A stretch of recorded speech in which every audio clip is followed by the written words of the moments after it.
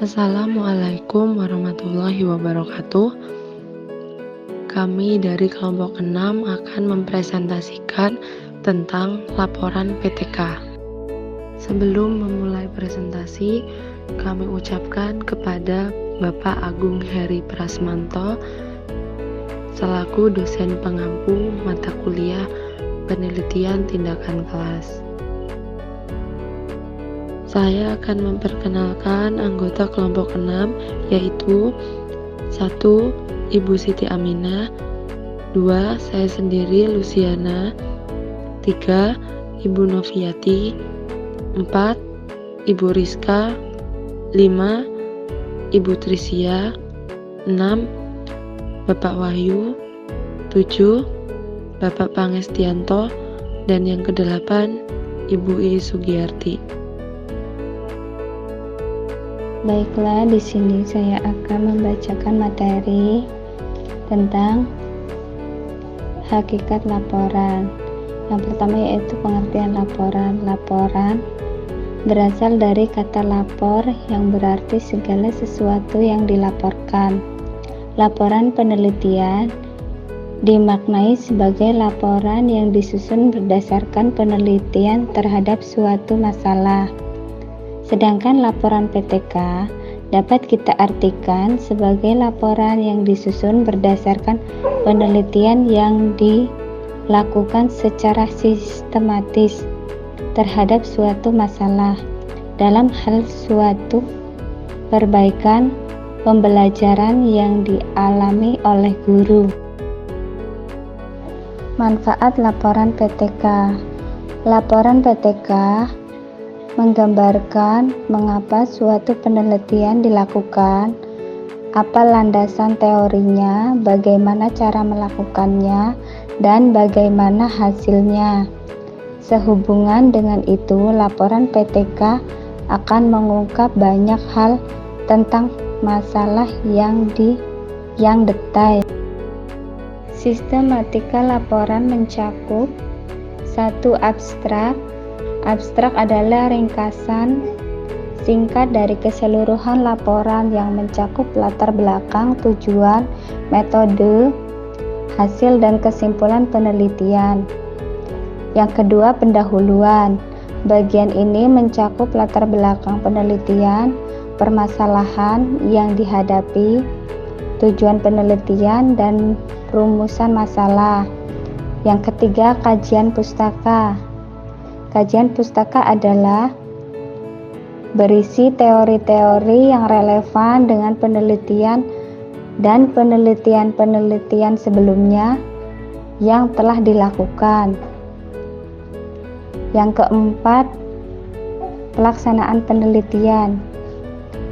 Pelaksanaan penelitian adalah menjelaskan prosedur penelitian termasuk metode penelitian, populasi dan sampel, teknik pengumpulan data, dan teknik analisis.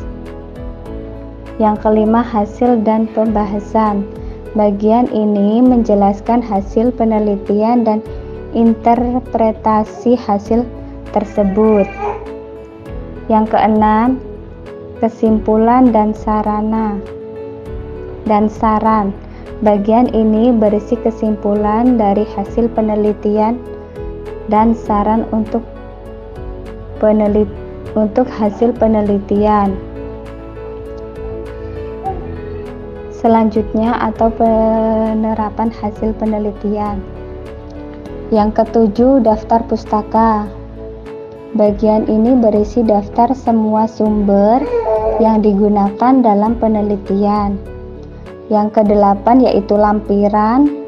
Bagian ini berisi dokumen-dokumen pendukung yang relevan dengan penelitian seperti transkrip, wawancara, foto, atau dokumen lainnya.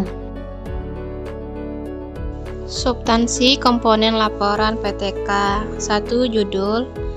Selama ini kita belum pernah membahas judul PTK secara intensif. Meskipun sepintas lalu sudah pernah kita singgung, seperti yang sudah Anda pahami, Judul harus mencerminkan apa yang akan disajikan, sehingga dengan membaca judul, orang akan mengetahui apa yang ditemuinya dalam laporan tersebut. Dalam mencari judul laporan PTK yang tepat, kita perlu memperhatikan rambu-rambu yang antara lain: 1. Singkat dan padat.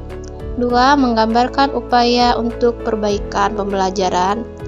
Dan 3. Merupakan tindakan yang paling penting dalam upaya tersebut. 2. Abstrak. Abstrak menyajikan saripati dari unsur-unsur penelitian, mulai dari permasalahan, tujuan, prosedur pelaksanaan penelitian, hasil dan pembahasan, sampai dengan kesimpulan dan saran. Melalui abstrak, membaca dalam waktu yang cepat akan mendapatkan gambaran umum dan menyeluruh tentang penelitian yang dilaporkan. Abstrak yang baik tidak lebih dari setengah sampai 1 halaman. 3. Pendahuluan. Dalam pendahuluan dimuat 1. Latar belakang yang mencakup identifikasi masalah dan analisis masalah. 3. Rumusan masalah, tujuan perbaikan penelitian, dan 4. Manfaat penelitian. Dari keempat butir tersebut, 3 butir identifikasi, analisis, dan rumusan masalah, dan tujuan penelitian sudah pernah kita bahas, terutama pada modul 3. Apa yang telah Anda kerjakan dan hasilkan pada langkah-langkah tersebut, itulah yang harus dituangkan untuk mengisi butir-butir tersebut dalam laporan. Latar belakang dan manfaat penelitian belum pernah kita bahas secara rinci, meskipun sudah juga pernah disinggungkan sepintas lalu. Untuk lebih jelasnya, marilah kita simak penjelasan berikut. A. Latar belakang. Bagian ini menjelaskan secara singkat mengapa Anda melakukan penelitian ini. Alasan ini terutama dikaitkan dengan kepedulian Anda terhadap kualitas pembelajaran yang Anda kelola. B. Perumusan masalah. Hasil analisis yang telah Anda lakukan akan menjuru kepada perumusan masalah yang ingin Anda atasi melalui penelitian tersebut.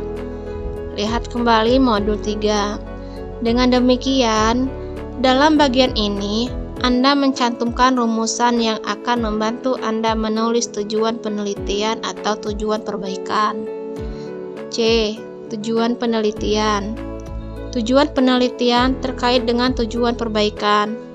Misalnya, untuk menemukan apakah penggunaan alat peraga dapat meningkatkan pemahaman siswa tentang konsep abstrak.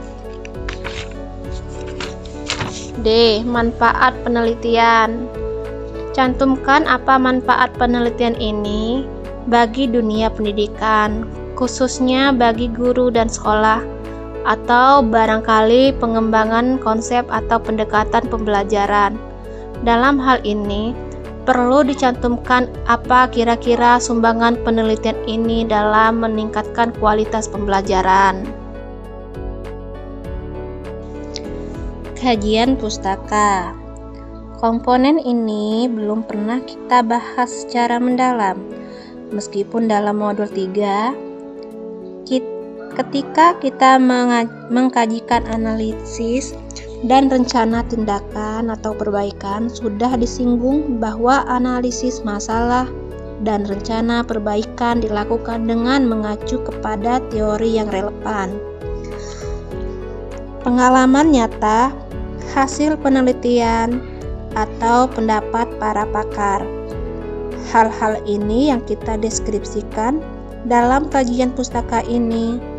Hal-hal yang dikaji tentu berkaitan dengan masalah yang menjadi fokus penelitian kita. Kemudian 5. Pelaksanaan penelitian.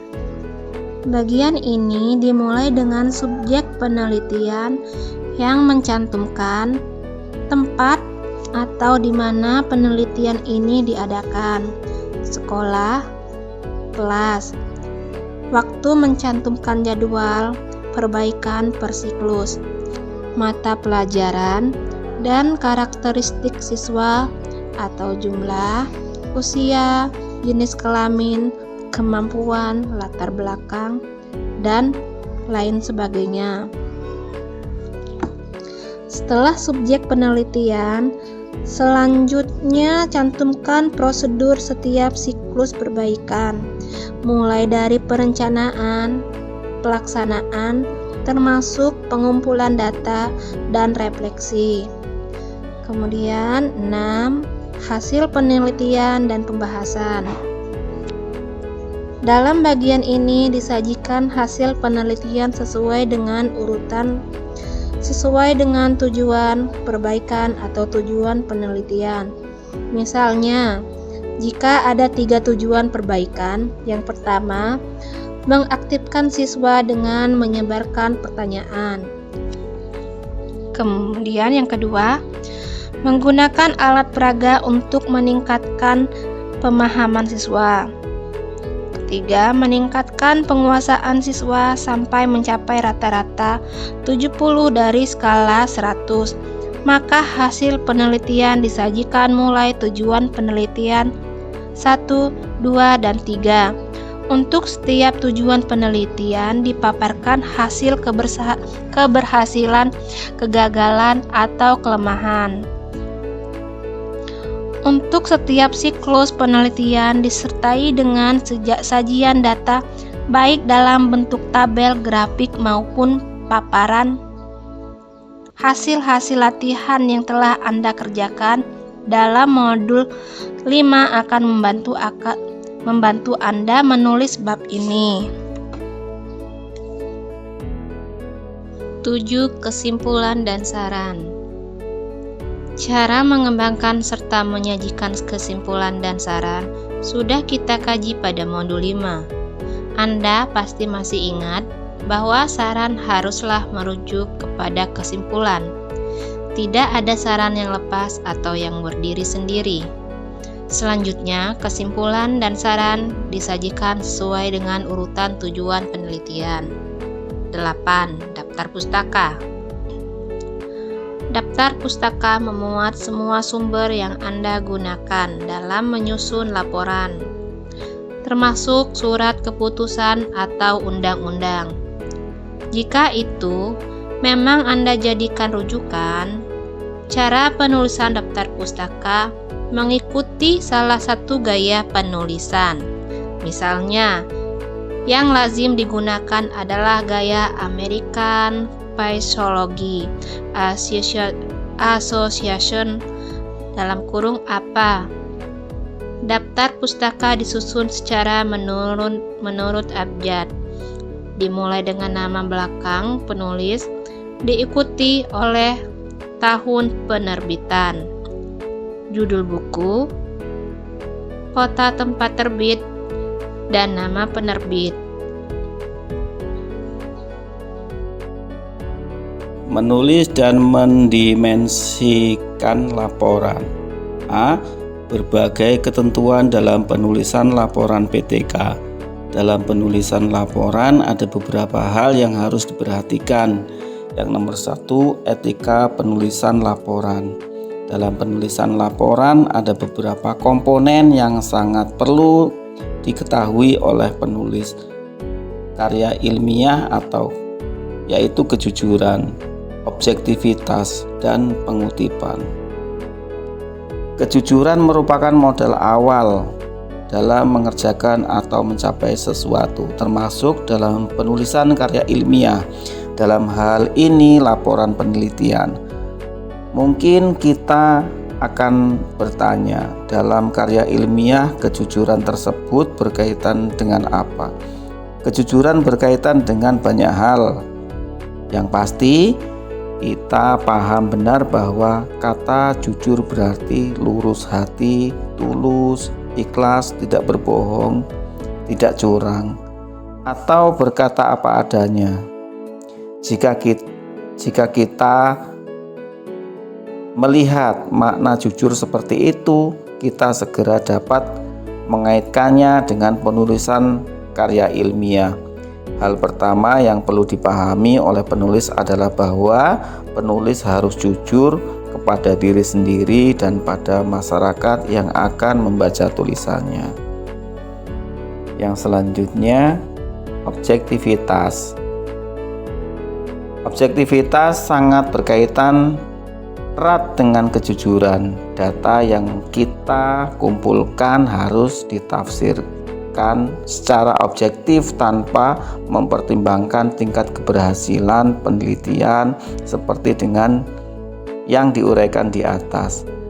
Objektivitas yang tinggi akan mencerminkan hasil penelitian yang benar-benar sesuai dengan keadaan yang sesungguhnya.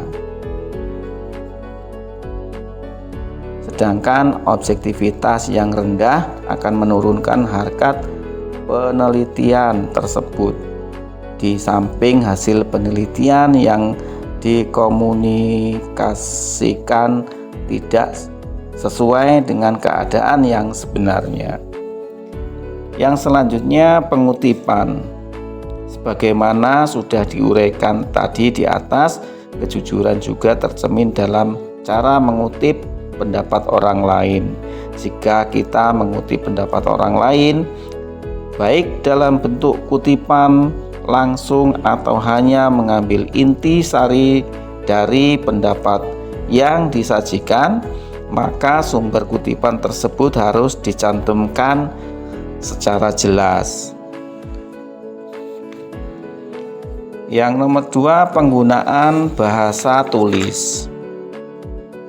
Penggunaan bahasa Indonesia yang baik dan benar akan membantu membaca, memahami isi laporan. Adapun beberapa kaidah bahasa yang dapat menentukan kualitas laporan, yang nomor 1 adalah pilihan kata. Pilihan kata, perasaan atau pikiran yang ingin kita ungkapkan disampaikan melalui kata istilah. Oleh karena itu, kata atau istilah yang kita gunakan mencerminkan makna yang ingin kita sampaikan. Yang nomor 2, struktur kalimat.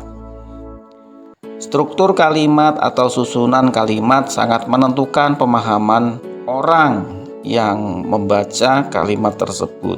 Kita tentu tidak ingin kalau kalimat kita ditafsirkan berbeda dari apa yang kita niatkan. Oleh karena itu, upayakan agar struktur kalimat kita mengikuti kaidah bahasa tulis.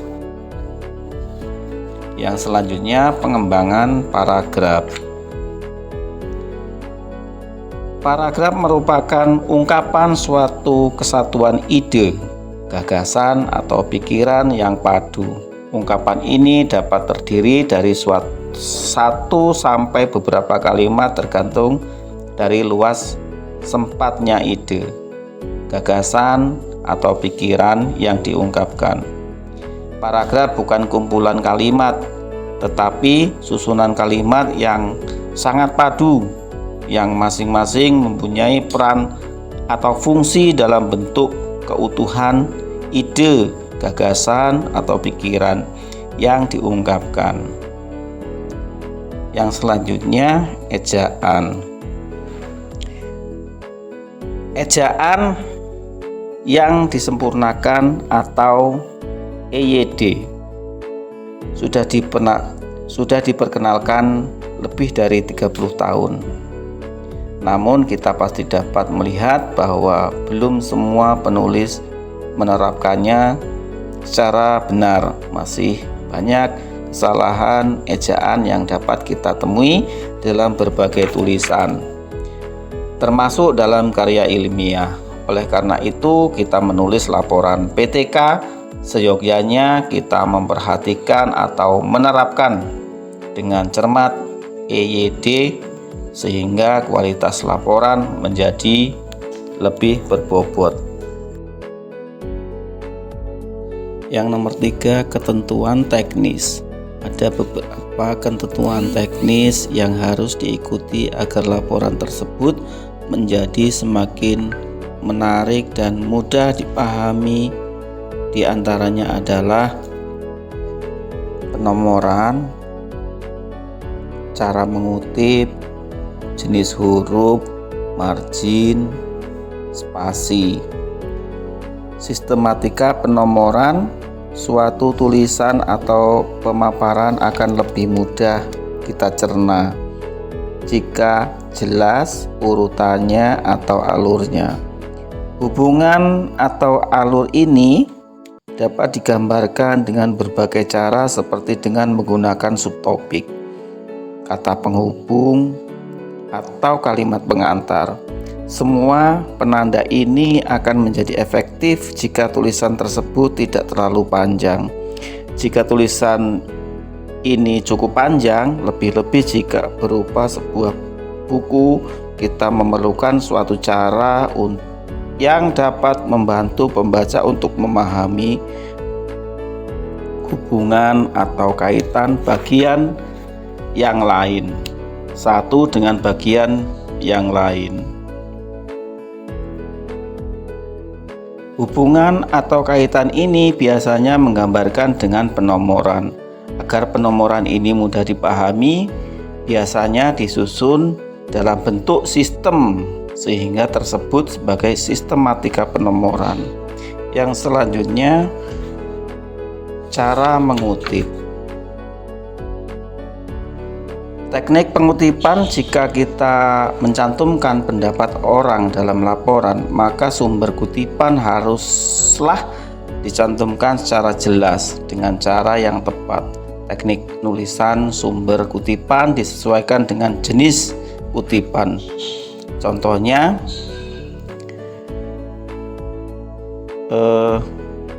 pada umumnya para guru mengharapkan siswa akan termotivasi secara intrinsik karena jenis motivasi ini lebih konstan atau permanen dibandingkan dengan motivasi ekstrinsik. Dalam kurung Suciati 2003,3.4, artinya penulisnya adalah Suciati yang bukunya diterbitkan tahun 2003 pada halaman 3-4. Yang selanjutnya, huruf atau margin dan spasi.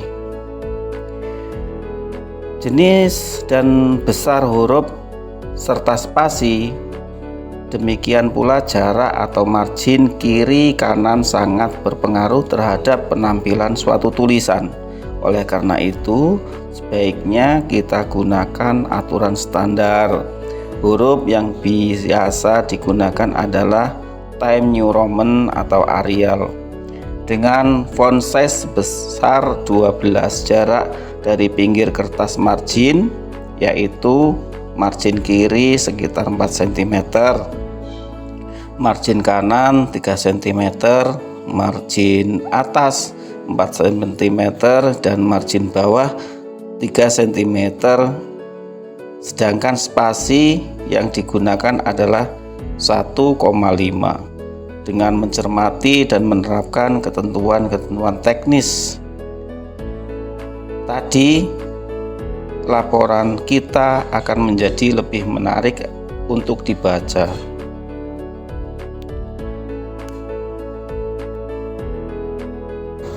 B. Mendimensikan laporan PTK. 1. Hakikat dimensi. Dimensi yang arti harfiahnya adalah menyebarluaskan. Tujuan dimensi antara lain agar apa yang disebarluaskan diketahui oleh banyak orang, terutama oleh mereka yang lebih membutuhkan. Sasaran dimensi pada umumnya terbatas pada guru dan pihak-pihak yang terkait dengan pendidikan. Setelah informasi tersebut diketahui, pihak yang mengetahuinya tentu akan melakukan suatu tindak lanjut. Artinya, diseminasi tidak berhenti dengan sudah tersebarluaskannya informasi. Misalnya, informasi tentang flu burung yang disebarluaskan melalui berbagai media. membuat orang makin berhati-hati dalam mengkonsumsi makanan yang berasal dari unggas. 2. Cara mendiseminasikan laporan PTK. Cara mendiseminasikan dapat melalui cara media cetak seperti mengubah laporan menjadi jurnal ilmiah atau jurnal lain yang banyak dibaca oleh guru. Selain itu, juga bisa dengan cara pertemuan tatap muka seperti pada saat rapat guru, PKG, atau MGMP, dan juga seminar. Rapat guru diadakan secara rutin di sekolah, baik pada awal semester atau dijadwalkan secara khusus melalui PKG dan MGMP. Kedua wadah pertemuan guru ini sebenarnya mempunyai fungsi yang sama, yaitu berbagai pengalaman dalam upaya meningkatkan kualitas pembelajaran. Yang ketiga, melalui seminar. Seminar merupakan satu forum yang memberi kesempatan bagi Anda untuk mendiseminasikan laporan PTK ataupun mendengar laporan orang lain. Seminar ilmiah sangat bermanfaat bagi setiap orang yang mau meningkatkan wawasannya sesuai dengan bidang yang sedang ditekuninya.